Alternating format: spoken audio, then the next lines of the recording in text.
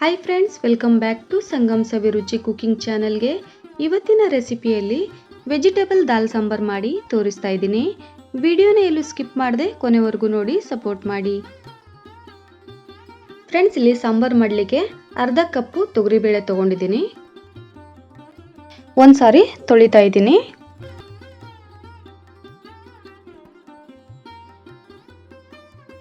Friends, ಇವಾಗ ಬೇಳೆ ಕುಕ್ಕರ್ಗೆ ಹಾಕೊಳ್ತಾ ಇದ್ದೀನಿ. ಹಾಗೆ ಒಂದು ಈರುಳ್ಳಿನ ಉದ್ದುದ್ದಾಗಿ ಕಟ್ ಮಾಡಿ ಹಾಕೊಳ್ತಾ ಇದ್ದೀನಿ. ಇವಾಗ ಕುದಿಲಿಕ್ಕೆ ಎಷ್ಟು ಬೇಕು ನೋಡಿ ಅಷ್ಟು ನೀರನ್ನು ಹಾಕೊಳ್ತಾ ಇದ್ದೀನಿ. ಲಿಡ್ ಕ್ಲೋಸ್ ಮಾಡಿ 5 ವಿಷಲ್ ಆಗುವವರೆಗೂ ಕುದಿಸ್ಕೊಳ್ಬೇಕು. ಫ್ರೆಂಡ್ಸ್, ಇವಾಗ ಬೇಳೆ ಕುದಿಯುವಷ್ಟರಲ್ಲಿ ನಾನು ಮಸಾಲೆ ರೆಡಿ ಮಾಡ್ಕೊಳ್ತೀನಿ. ಇವಾಗ ಕಡಾಯಿಗೆ 1 ಸ್ಪೂನ್ ಆಯಿಲ್ ಹಾಕ್ಕೊಂಡಿದ್ದೀನಿ. ಇದಕ್ಕೆ ನಾನು 1 ಸ್ಪೂನ್ ಜೀರಿಗೆ ಹಾಕ್ಕೊಳ್ತಾ ಇದ್ದೀನಿ. ಸ್ವಲ್ಪ ಫ್ರೈ ಮಾಡ್ಕೊಳ್ಬೇಕು. ಇದಕ್ಕೆ ನಾನು 1 ಟೇಬಲ್ ಸ್ಪೂನ್ ನಾನಿಲ್ಲಿ ಧನಿಯಾ ಬೀಜ ಹಾಕ್ಕೊಳ್ತಾ ಇದ್ದೀನಿ. ಇದನ್ನು ಕೂಡ ಫ್ರೈ ಮಾಡಬೇಕು. ಇವಾಗ ಇದಕ್ಕೆ ಒಂದು ಅರ್ಧ ಇಂಚು ಚಕ್ಕೆ ಹಾಕ್ಕೊಳ್ತಾ ಇದ್ದೀನಿ. ಹಾಗೆ 10 ರಿಂದ 15 ಕಾಳುಮೆಣಸು ಹಾಕ್ಕೊಳ್ತಾ ಇದ್ದೀನಿ. ಇವನು ಕೂಡ ಚೆನ್ನಾಗಿ ಫ್ರೈ ಮಾಡಬೇಕು. ಇದಕ್ಕೆ ನಾನು ನೋಡಿ ಇಷ್ಟು ಮೆಂತೆ ಹಾಕ್ಕೊಳ್ತಾ ಇದ್ದೀನಿ. ಇದನ್ನು ಕೂಡ ಚೆನ್ನಾಗಿ ಫ್ರೈ ಮಾಡ್ಕೊಳ್ಬೇಕು. ಇದಕ್ಕೆ ನಾನು ಒಂದು 3 ಗುಂಟೂರು ಮೆಣಸಿನಕಾಯಿ ಹಾಕ್ಕೊಳ್ತಾ ಇದ್ದೀನಿ. ಹಾಗೆ ಒಂದು 4 ಬ್ಯಾಡಗಿ ಮೆಣಸು ಹಾಕ್ಕೊಳ್ತಾ ಇದ್ದೀನಿ. ಇವನು ಕೂಡ ಚೆನ್ನಾಗಿ ಫ್ರೈ ಮಾಡಬೇಕು.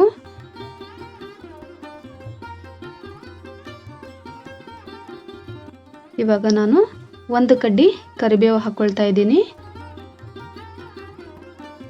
ಎಲ್ಲನೂ ಸೇರಿಸಿ ಚೆನ್ನಾಗಿ ಫ್ರೈ ಮಾಡಬೇಕು. ಕೊನೆಯಲ್ಲಿ ಚಿಟಿಕೆ ಇಂಗನ್ನು ಸೇರಿಸಿ ಫ್ರೈ ಮಾಡ್ಕೊಳ್ತೀನಿ. ನೋಡಿ ಇಷ್ಟಾದರೆ ಸಾಕು. ಗ್ಯಾಸನ್ನು ಆಫ್ ಮಾಡಿ ತಣ್ಣಗಾಗಲಿಕ್ಕೆ ಬಿಡಬೇಕು. ಮಸಾಲೆ ತಣ್ಣಗಾಗಿದೆ. ಇವಾಗ ರುಬ್ಕೊಳ್ತೀನಿ. ಮಸಾಲೆ ರುಬ್ಕೊಳ್ಳಿಕ್ಕೆ ಒಂದು ಅರ್ಧ ಕಪ್ ನಾನು ಹಸಿ ಕೊಬ್ಬರಿ ಹಾಕ್ಕೊಳ್ತಾ ಇದ್ದೀನಿ. ಇದಕ್ಕೆ ಸ್ವಲ್ಪ ನೀರು ಸೇರಿಸಿ ನುಣ್ಣಗೆ ರುಬ್ಕೊಳ್ಬೇಕು. ನೋಡಿ ಫ್ರೆಂಡ್ಸ್, ಇವಾಗ ಮಸಾಲೆ ರುಬ್ಕೊಂಡಿದ್ದು ಆಗಿದೆ. ನಾನಿವಾಗ ಕಡಾಯಿಗೆ ಒಂದು 2 ಟೇಬಲ್ ಸ್ಪೂನ್ ಆಯಿಲ್ ಹಾಕ್ಕೊಳ್ತಾ ಇದ್ದೀನಿ. ಎಣ್ಣೆ ಬಿಸಿ ಆದಮೇಲೆ ಕಟ್ ಮಾಡಿದಂತಹ ವೆಜಿಟೇಬಲ್ಸ್ ಎಲ್ಲ ಹಾಕ್ಕೊಳ್ಬೇಕು. ಇವಾಗ ನಾನು 1 ಕಪ್ ಕ್ಯಾರೆಟ್ ಹಾಕ್ಕೊಳ್ತಾ ಇದ್ದೀನಿ. ಹಾಗೆ 1 ಕಪ್ ಬೀನ್ಸ್ ಹಾಕ್ಕೊಳ್ತಾ ಇದ್ದೀನಿ. 1 ಕಪ್ ಆಲೂಗಡ್ಡೆ ಹಾಕ್ಕೊಳ್ತಾ ಇದ್ದೀನಿ. ಚೆನ್ನಾಗಿ ಮಿಕ್ಸ್ ಮಾಡ್ಕೊಳ್ಬೇಕು ಒಂದ್ಸಾರಿ.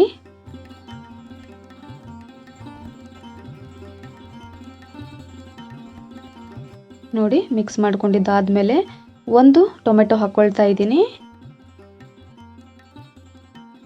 ಚೆನ್ನಾಗಿ ಒಂದ್ಸಾರಿ ಮಿಕ್ಸ್ ಮಾಡ್ಕೊಳ್ಬೇಕು.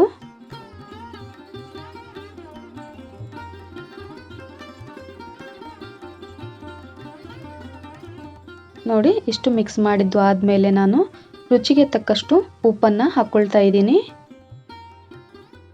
ಹಾಗೆ ಅರಿಶಿನ ಹಾಕ್ಕೊಳ್ತಾ ಇದ್ದೀನಿ. ಚೆನ್ನಾಗಿ ಮಿಕ್ಸ್ ಮಾಡ್ಕೊಳ್ಬೇಕು ಒಂದ್ಸಾರಿ.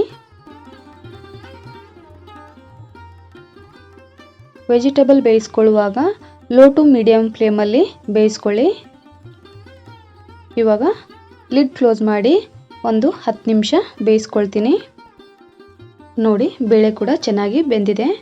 ಇದನ್ನು ಇವಾಗ ಸ್ವಲ್ಪ ಸ್ಮ್ಯಾಶ್ ಮಾಡ್ಕೊಳ್ತೀನಿ. ನೋಡಿ ಸ್ಮ್ಯಾಶ್ ಮಾಡ್ಕೊಂಡಿದ್ದು ಆಗಿದೆ. ನೋಡಿ ಫ್ರೆಂಡ್ಸ್, ಇವಾಗ ತರಕಾರಿ ಕೂಡ ಚೆನ್ನಾಗಿ ಬೆಂದಿದೆ. ನೋಡಿ ಈ ರೀತಿ ಸೌಟಿಂದ ಮಿಕ್ಸ್ ಮಾಡಿ ಈ ರೀತಿ ಪ್ರೆಸ್ ಮಾಡಿ ನೋಡಿದ್ರೆ ಗೊತ್ತಾಗುತ್ತೆ ಬೆಂದಿದೆಯಾ ಇಲ್ಲ ಅಂತ ಹೇಳಿ. ಚೆನ್ನಾಗಿ ಬೆಂದಿದೆ ಫ್ರೆಂಡ್ಸ್. ಈ ಟೈಮಲ್ಲಿ ನಾನು ಮಸಾಲೆ ಸೇರಿಸ್ಕೊಳ್ತೀನಿ. ಇದಕ್ಕೆ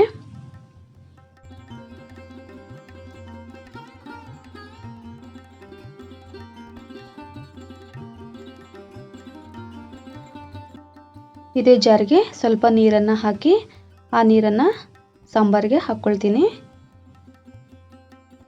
ಇವಾಗ ಬೇಯಿಸಿದ ಬೇಳೆ ಕೂಡ ಹಾಕ್ಕೊಳ್ಬೇಕು.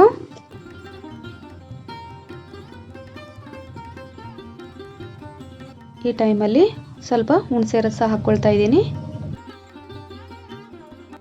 ಒಂದು ಸಾರಿ ಚೆನ್ನಾಗಿ ಮಿಕ್ಸ್ ಮಾಡ್ಕೊಳ್ತೀನಿ. ಹುಣಸೆ ರಸ ಹಾಕಿದ್ದೀನಲ್ಲ ಅದಕ್ಕೆ ಸ್ವಲ್ಪ ಬೆಲ್ಲ ಹಾಕ್ಕೊಳ್ಬೇಕು. ಸ್ವಲ್ಪ ಬೆಲ್ಲ ಸೇರಿಸ್ಕೊಳ್ತಾ ಇದ್ದೀನಿ.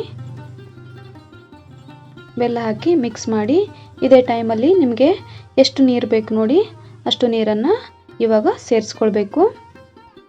ನಿಮಗೆ ಗಟ್ಟಿ ಬೇಕಾದರೆ ಗಟ್ಟಿ, ಇಲ್ಲಾಂದರೆ ತಿಳಿ ಬೇಕಾದರೆ ತಿಳಿ ಮಾಡ್ಕೊಳ್ಬೋದು. ಇವಾಗ ಇಷ್ಟಾದರೆ ಕುದಿಲಿಕ್ಕೆ ಬಿಡಬೇಕು. ನೋಡಿ ಸಾಂಬಾರು ಕುದೀತಾ ಇದೆ. ಈ ಟೈಮಲ್ಲಿ ನಾನು ಕೊತ್ತಂಬರಿ ಸೊಪ್ಪನ್ನು ಹಾಕ್ಕೊಳ್ತಾ ಇದ್ದೀನಿ. ನೋಡಿ ಇವಾಗ ಸಾಂಬಾರು ರೆಡಿ ಆಗಿದೆ. ಒಂದು ಸಾರಿ ಚೆನ್ನಾಗಿ ಮಿಕ್ಸ್ ಮಾಡಿ ಗ್ಯಾಸ್ ಆಫ್ ಮಾಡಿಕೊಂಡ್ರೆ ಸಾಂಬಾರು ರೆಡಿ ಆಯಿತು ಫ್ರೆಂಡ್ಸ್. ನೋಡಿದ್ರಲ್ಲ, ವೆಜಿಟೇಬಲ್ ಸಾಂಬಾರು ಮಾಡಿ ತೋರಿಸಿದ್ದೀನಿ. ಈ ರೆಸಿಪಿ ನಿಮಗೆ ಇಷ್ಟ ಆದರೆ ಒಂದು ಲೈಕ್ ಮಾಡೋದನ್ನು ಮರಿಬೇಡಿ. ಹಾಗೆ ನಿಮ್ಮ ಫ್ಯಾಮಿಲಿ ಫ್ರೆಂಡ್ಸ್ಗೆ ಶೇರ್ ಮಾಡಿ ಸಪೋರ್ಟ್ ಮಾಡಿ. ನನ್ನ ಚಾನಲನ್ನು ಯಾರೆಲ್ಲ ಹೊಸದಾಗಿ ನೋಡ್ತಾ ಇದ್ದೀರಾ ಪ್ಲೀಸ್ ಸಬ್ಸ್ಕ್ರೈಬ್ ಮಾಡ್ಕೊಳ್ಳಿ. ಪಕ್ಕದಲ್ಲಿರೋ ಬೆಲ್ ಐಕಾನ್ ಪ್ರೆಸ್ ಮಾಡಿ ಆಲ್ ಅಂತ ಕ್ಲಿಕ್ ಮಾಡಿದ್ರೆ ನಾನು ಹಾಕುವಂಥ ಎಲ್ಲ ವಿಡಿಯೋ ನೋಟಿಫಿಕೇಶನ್ ನಿಮಗೆ ಮೊದಲು ಬರ್ತವೆ, ನೀವೇ ಮೊದಲು ನೋಡ್ಬೋದು. ಮತ್ತೆ ಸಿಗ್ತೀನಿ ಫ್ರೆಂಡ್ಸ್ ಮುಂದಿನ ರೆಸಿಪಿಯಲ್ಲಿ. ಅಲ್ಲಿವರೆಗೂ ಧನ್ಯವಾದಗಳು.